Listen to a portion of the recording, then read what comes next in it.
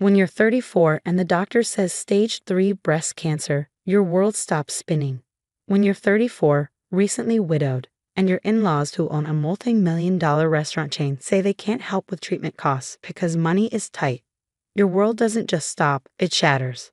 I'm Grace Chen Martinez, and 6 months ago, my life was different. My husband Carlos and I had been living our dream in San Francisco, where he managed the tech side of his family's restaurant empire, Martinez Restaurant Group, while I worked as a financial analyst for a venture capital firm. We'd been high school sweethearts who'd beaten the odds, growing up together in the same working-class neighborhood before putting ourselves through college on scholarships. Carlos always joked that between his family's culinary genius and my financial acumen, we were unstoppable. "You watch the numbers, my amor," he'd say, "and I'll make sure we never go hungry."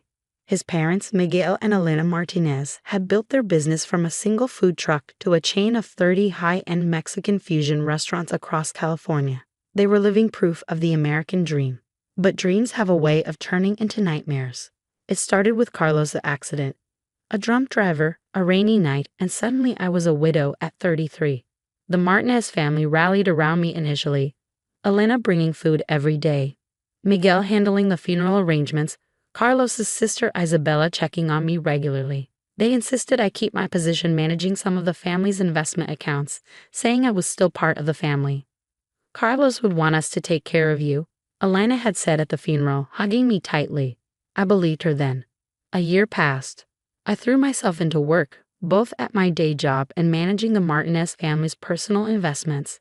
Carlos and I had always lived modestly despite our comfortable income, investing heavily in tech startups and renewable energy. Our personal portfolio was doing well, but I kept that information private, respecting Carlos' wish to make our own way without relying on his family's wealth. Then came the diagnosis. I found the lump during my morning shower. Within a week, I was sitting in Dr. Patterson's office, staring at scan results that showed the cancer had already spread to my lymph nodes. The treatment plan she outlined was aggressive and expensive. Even with insurance, you're looking at significant out-of-pocket costs. Dr. Patterson explained gently, "Do you have family who can help?" I thought of the Martinez family's restaurants, their vacation homes, Elena's designer wardrobe. "Yes," I said. "I have family." That evening, I invited Miguel and Elena over for dinner. Isabella came too, bringing her husband Robert and their teenage daughters.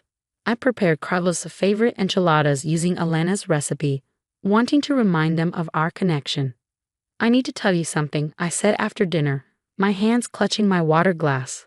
"I've been diagnosed with breast cancer, stage 3. The silence that followed was deafening. Elena crossed herself, murmuring a prayer. Isabella gasped, reaching for my hand across the table. "The doctors are optimistic," I continued, trying to keep my voice steady. "But the treatment is expensive.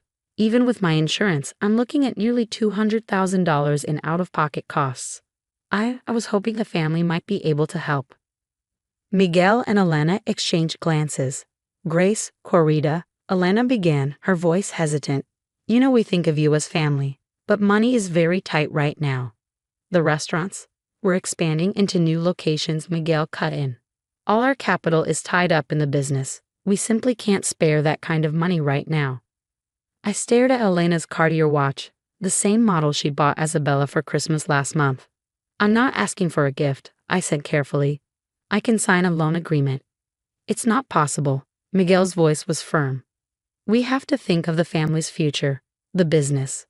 "I and family?" The words burst out before I could stop them. "Carlos was my husband. We were together for 15 years. And we will always care for you," Elena said soothingly. "But Carlos is gone, Mijita. And this kind of financial commitment, it's different now." Isabel looked uncomfortable but said nothing. Her daughters stared at their plates. The easy family atmosphere evaporated. After they left, I sat in Carlos' old office, surrounded by photos of happier times. Our wedding day, where Miguel had proudly called me his daughter. Family vacations where Elena had insisted on buying me matching outfits with Isabella. All those Sunday dinners where I'd learned their secret recipes, been treated like a true Martinez. But now, when I needed them most, I was just the widow they'd rather forget.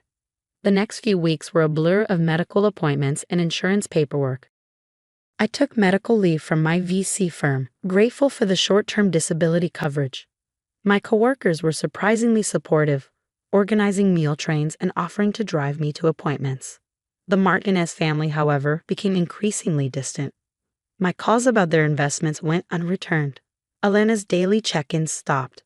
Even Isabella's Christmas invitation came with a casual suggestion that maybe it would be too tiring for me to attend this year. I started my first round of chemotherapy alone. The side effects were brutal. Nausea that left me curled around the toilet for hours. Fatigue that made even lifting my head from the pillow feel impossible. Hair that came out in clumps until I finally buzzed it all off. Crying as I remembered how Carlos used to love running his fingers through it. Through it all, I kept working remotely, managing investments between bouts of sickness. The Martinez family's portfolio required attention, even if they were ignoring my existence. And that's when I noticed something odd. The restaurant group's financial reports showed aggressive expansion, but the numbers didn't add up. New locations were opening even as existing restaurants showed declining revenues. Loans were being taken out at increasingly unfavorable terms, and large sums were being transferred to offshore accounts under Miguel's personal control. "They're cooking the books," I whispered to my empty apartment, the irony of the phrase not lost on me. Further investigation revealed the truth. The Martinez restaurant group was on the verge of collapse. Miguel had been hiding losses, inflating revenues, and deceiving investors for years. The empire they'd built was a house of cards, and it was about to come crashing down. But that wasn't the worst of it. Buried in the financial records, I found something that made my blood run cold. 2 days before Carlos' accident, he had sent an email to the company's board of directors, requesting an emergency meeting to discuss serious financial irregularities. The meeting never happened. Instead, my husband died on a rainy road. His car's brake lines mysteriously failed. I sat in the dark, my body weak from chemo, but my mind racing. The family's sudden distance, their refusal to help with my treatment, it wasn't about money at all. They were afraid. Afraid of what I might find in the accounts Carlos had asked me to manage. Afraid of what I might discover about the night their son died. That's when I made my decision. The Martinez family had chosen money over family loyalty twice now. First with Carlos, then with me. It was time they learned the true cost of that choice. I reached for my phone and dialed Linda Warner, the best forensic accountant in San Francisco. "Linda, it's Grace Chin Martinez. I need your help with something. How much do you know about restaurant industry accounting?" The morning I decided to take down the Martinez empire, I was sitting in the oncology ward, watching chemotherapy drip into my veins. Linda Warner had just texted me the preliminary results of her investigation, and my hands shook as I read the message. "Grace, it's worse than we thought. The restaurant group has been laundering money for years, and those transfers to the Cayman Islands, they started the day after Carlos' accident." I closed my eyes, remembering Carlos the last morning. He'd been distracted, worried about something he wouldn't share. "Just some irregularities in the books, my amor," he'd said, kissing me goodbye. "Nothing for you to worry about." Those were the last words he ever spoke to me. My phone buzzed again. Another text, this time from Detective Sarah Martinez. No relation to my in-laws. At the SFPD's Financial Crimes Unit. Found something interesting in the brake manufacturer's report. Can we meet? 2 hours later, I sat in Detective Martinez's office, still wearing my hospital bracelet, reviewing photographs of Carlos' damaged car. "The brake lines didn't just fail," she explained, pointing to a close-up image. "They were deliberately damaged. Someone with mechanical knowledge knew exactly where to cut to make it look like normal wear and tear." "Robert," I whispered. Isabella's husband was the company's head mechanic, responsible for maintaining their fleet of delivery vehicles. He would know how. "We also found this," the detective slid across a paper. It was a bank statement showing a $500,000 transfer to Robert's personal account, dated 1 week after Carlos's death. Care to guess who authorized the transfer? Miguel. My father-in-law's signature was clear at the bottom of the form. Everything was starting to make horrible sense. I spent the next month gathering evidence while continuing my cancer treatments. The chemo was brutal, but rage is a powerful motivator. Every time I felt like giving up, I thought of Carlos, of his dedication to doing what was right, of how they had betrayed not just me, but his memory. Linda's investigation revealed the full scope of the fraud. The Martinez restaurant group had been laundering money for a Mexican drug cartel for the past 5 years. The rapid expansion wasn't about growth. It was about creating more channels to clean dirty money. Carlos must have discovered the truth and threatened to expose it. The pieces all fit. The timing of his accident, the family's sudden distance from me, their refusal to help with my medical bills. They were afraid I'd find exactly what I had found. But they had made one crucial mistake. They had underestimated me. While managing their investment accounts, I had quietly documented everything. Every suspicious transfer, every falsified report, every instance of tax evasion. More importantly, I had something they didn't know about: Carlos's personal records. My husband hadn't just discovered the money laundering. He'd been gathering evidence for months, storing it all on an encrypted cloud drive that only I could access. The password, the date we first met in high school. The final piece fell into place when Isabella's oldest daughter, Maria, came to visit me. She was 17, Carlos's goddaughter, and the only one in the family who still kept in touch. "Tia Grace," she said, twisting her hands nervously, "I need to tell you something. About the night Tio Carlos died." She had overheard an argument between her parents the night before the accident. Robert had been on the phone with Miguel, their voices angry and scared. "Carlos knows too much," she'd heard her father say. "He's going to ruin everything." The next morning, she'd seen her father working on Carlos' car in their garage. When she asked what he was doing, he'd snapped at her to mind her own business. "I didn't know," she sobbed. "I didn't know they were going to, that he would." I held her while she cried, my heart breaking for this child caught in her family's web of lies. "It's not your fault," I told her, "but now you can help make it right." The confrontation came sooner than I planned. The restaurant group's creditors were closing in, and Miguel had called an emergency family meeting to discuss restructuring options. I wasn't invited, of course, but I decided to attend anyway. They were all there in the company's main conference room: Miguel, Elena, Isabella, Robert, and the board members. Elena's perfectly maintained facade cracked when she saw me walk in, my bald head held high, dressed in one of Carlos' old business suits. "Grace," Miguel started, his voice sharp, "this is a private family meeting." "Yes," I cut him off. "It is, and we have a lot of family business to discuss." I nodded to Detective Martinez and her team, who entered behind me, starting with what really happened to Carlos. What followed was 2 hours of systematic destruction. I presented the evidence of money laundering, complete with transaction records and witness statements. Linda Warner walked them through the financial fraud.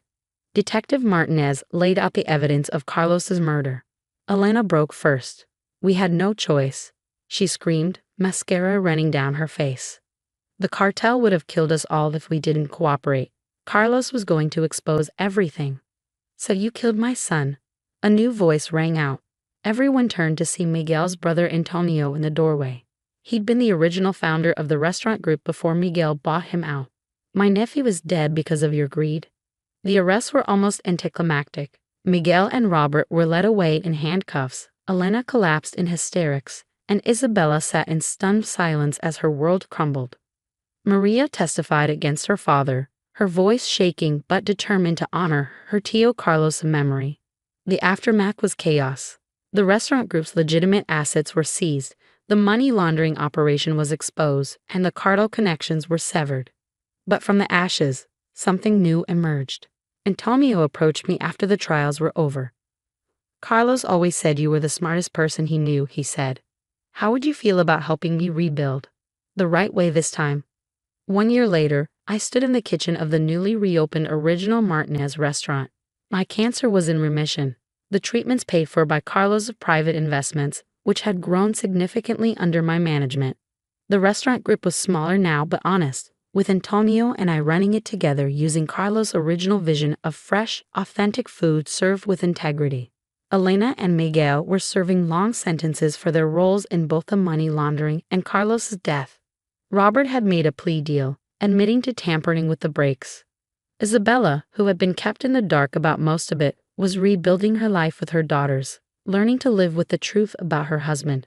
The new restaurant's walls were lined with photos, the original food truck, Antonio's first recipes, and in the center, a picture of Carlos and me on our wedding day. Below it, I placed his favorite quote, "La comida es amor." Food is love. Last week, Maria started working part-time in the kitchen, learning her uncle's recipes. She wants to go to culinary school to honor Carlos' memory by creating food that brings people together instead of tearing them apart. Sometimes during quiet moments, I touch my hair, now growing back in soft curls, and think about how different things might have been if the Martinez family had chosen love over money, truth over greed. But then I look at Maria chopping vegetables with Antonio, at the honest books I keep in Carlos' old office, at the customers enjoying meals made with integrity. And I know we've built something better from the ashes of betrayal. Carlos used to say that real family is built on trust, not blood. In losing the family I married into, I found a truer one, built on honesty, justice, and the love of good food shared with good people. Yesterday, I hung a new sign in the restaurant's entrance. It reads, "In memory of Carlos Martinez, who believed in doing the right thing, no matter the cost." Below it in smaller letters, "The truth, like good food, always comes out in the end."